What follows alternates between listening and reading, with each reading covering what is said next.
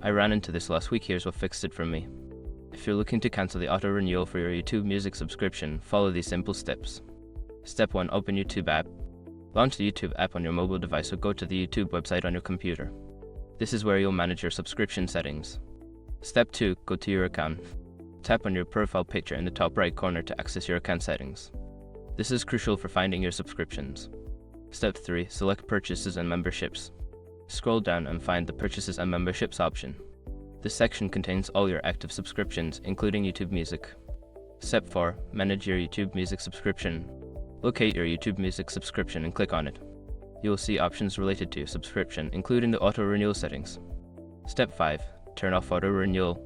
Before filing a refund or dispute, use the eshrock.com link in the description to open the refund dispute deadline calculator and confirm your deadline. If you miss the toggle, you might accidentally keep your subscription active. Double check that it has switched off before leaving the page. I hope this helps you manage your YouTube Music subscription easily. If you have any questions, feel free to ask.